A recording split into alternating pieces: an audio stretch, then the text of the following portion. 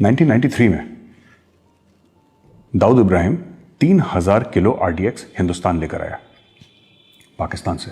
3000 kilo RDX air India building में, stock exchange में, ये सब फटा।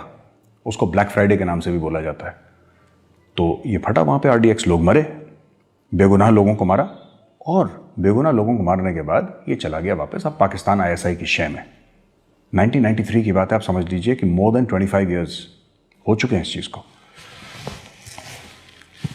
फिर भी लोग दुबई जाते थे, ऑन रिकॉर्ड है, इनकी रिकॉर्डिंग्स हैं, ये नाच गाना करते हैं, दुबई में जाके दाऊद इब्राहिम का पैसा लेते हैं, दाऊद इब्राहिम की फिल्मों में फंडिंग करवाते हैं। यही लोग जो आज भारत को ये बोल रहे हैं कि भाई भारत में ना इंटॉलरेंस हो गया है, बहुत ज़्यादा इंटॉलरेंस हो गया है।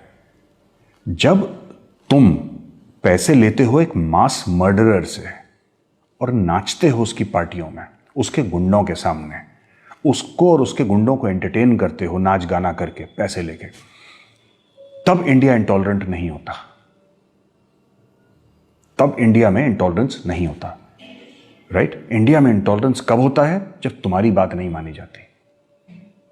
एक एलिटिज्म है ना दिमाग में कि भाई we are elite, we are above you. तुम कौन हो?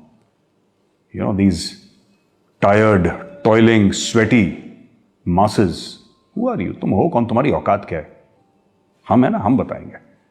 हम जाएंगे दाऊद की पार्टियों में नाचेंगे, हम पैसे भी लेंगे, और फिर अगर तुम ऐसी कोई चीज़ करोगे जो हमें गंवारा नहीं होगी तो हम फिर तुम्हें इंटॉलरेंट भी बोलेंगे। तो ये सब बातें इनकी हुई। अब आप देखिए, ये बात सच है कि रिपब्लिक टीवी की वजह से बहुत लोगों के पेट में दर्द हो गया। उसमें मीडिया हाउसेस शामिल हैं, उसमें पॉलिटिकल पार्टी शामिल हैं, उसमें दाऊद इब्राहिम और उसका गैंग शामिल है, उसमें बॉलीवुड शामिल है। बॉलीवुड में सबकी बात नहीं कर रहा, some people who are part of that clique, you know, part of that cabal, उन लोगों की बात कर रहा हूं। तो ये लोगों का बहुत सारा मामला हो गया। अब वैभव, बड़ी हमें एक इंपॉर्टेंट बात ये देखनी है कि ऐसे किसका कत्ल करा था अर्नब ने या उसके सीईओ या सीएफओ ने कि इन सब लोगों का 12 से लेकर 18 घंटे आपने इंटरोगेशन करा बैठा के? क्यों? शुरुआत में पता है अर्नब का इंटरोगेशन क्यों हुआ था? क्योंकि उसने टीवी में सोनिया गांधी को सोनिया माइनो या जो भी, एंटोनिया माइनो जो भी उसका नाम था, वो नाम बोल दिया। मतलब अगर कल आपने मुझे गौरव आर्या बोल दिया तो मैं 18 घंटे आपको टांग दूंगा दफ्तर में अपने कि आपने मुझे गौरव आर्या क्यों बोल दिया। लेकिन आप इस देश के प्रधानमंत्री को, जो डेमोक्रेटिकली लीगली इलेक्टेड प्रधानमंत्री है, आप उसको मौत का सौदागर बोल सकते हैं, आप उसको खून का दलाल बोल सकते हैं, आप इंडिया के आर्मी चीफ को सड़क का गुंडा बोल सकते हैं। ये सब आप कर सकते हैं क्योंकि ये आपकी फ्रीडम ऑफ स्पीच है ना? ये संविधान देता है कौन सा आर्टिकल, कौन सा क्लॉज, सब रटे हुए हैं इन लोगों को। ये फ्रीडम ऑफ स्पीच है, कॉन्स्टिट्यूशन ऑफ इंडिया। इनके बड़ा दिल में दर्द होता है, हर चीज में कॉन्स्टिट्यूशन ऑफ इंडिया ले आते हैं। लेकिन अगर अर्नब गोस्वामी ने गलती से सोनिया गांधी को एंटोनियो माइनो बोल दिया तो सब फिर वो, the same courtesy is not extended to him और Republic media network.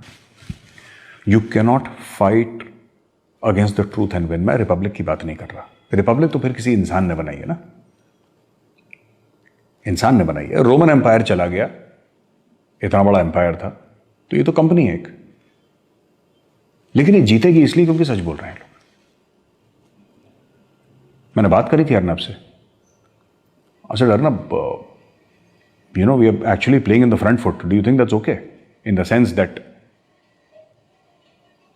he says, Gaurav, I'm telling the truth.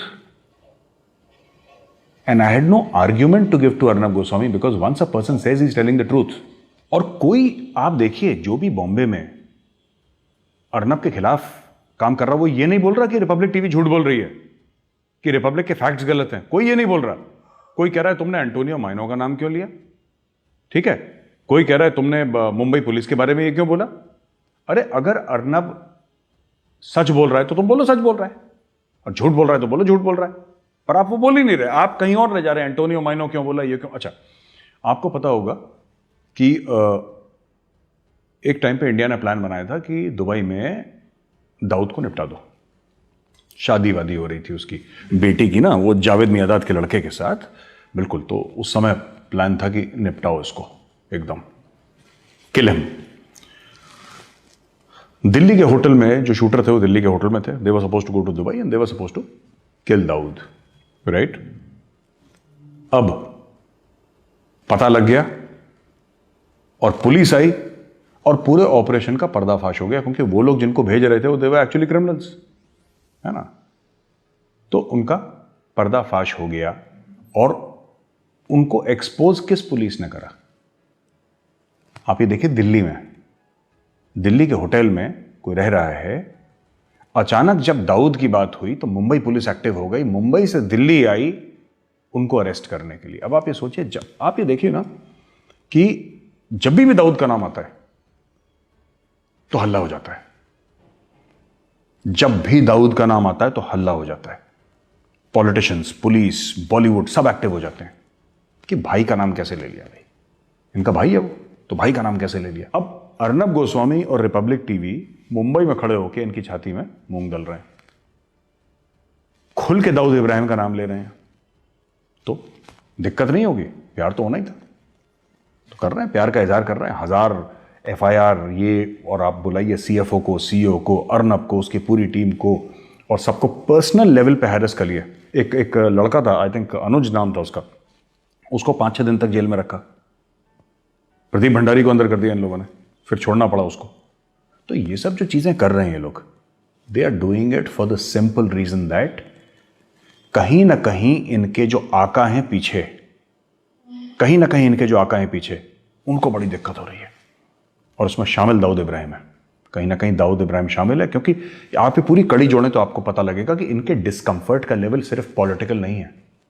देखिए, दाऊद इब्राहिम ने एक तो काम करा है, कई दिहाइयों से, कई दशकों से कई लोगों के परिवार इंडिया में पाले हैं उसने, जिसमें पॉलिटिशियंस भी शामिल हैं, उसमें पुलिस वाले भी शामिल हैं, उसमें बॉलीवुड भी शामिल है, और बॉलीवुड इंडस्ट्री में फिल्में उसने फाइनेंस करी हैं दाऊद इब्राहिम ने. तो बहुत सारी चीज़ें उसने ऐसी करी हैं, उसकी अभी तक जड़ें हैं, काफ़ी कमज़ोर हो गई हैं, लेकिन अभी भी उसकी पावरफुल जड़ें हैं पैसे के तहत. तो करता है, पाकिस्तान में रहता है, ये सब कंट्रोल करता है.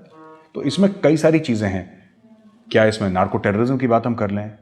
क्या हम इसमें डी कंपनी जो है दाऊद की, उसकी बात कर लें? या फिर एक पूरे कबाल की बात कर लें जो चल रहा है? तो एक तरफ खड़ा है रिपब्लिक मीडिया नेटवर्क, और एक तरफ उससे 1000 गुना बड़ा ये कबाल खड़ा है, जिसमें बॉलीवुड शामिल, जिसमें महाराष्ट्र गवर्नमेंट शामिल, जिसमें मुंबई पुलिस शामिल, जिसमें माफिया शामिल. इसमें हर कोई ऐसे तत्व शामिल जो रिपब्लिक टीवी को दबाना चाह रहे हैं. लेकिन ये लोग एक चीज भूल गए, आंध्र प्रदेश, तमिलनाडु, राजस्थान, दिल्ली, पंजाब, उत्तर प्रदेश, मध्य प्रदेश, सिक्किम, अलग अलग जगह से अगर आप एक आम आदमी से बात करेंगे, एक कॉमन मैन से बात करेंगे, he standing with Republic media network. तो वैभव, ये जो ताकत है ना, ये सत्य की ताकत है. और जैसे लोग कहते हैं ना कि सत्य जो है वो परेशान हो सकता है लेकिन पराजित नहीं हो सकता.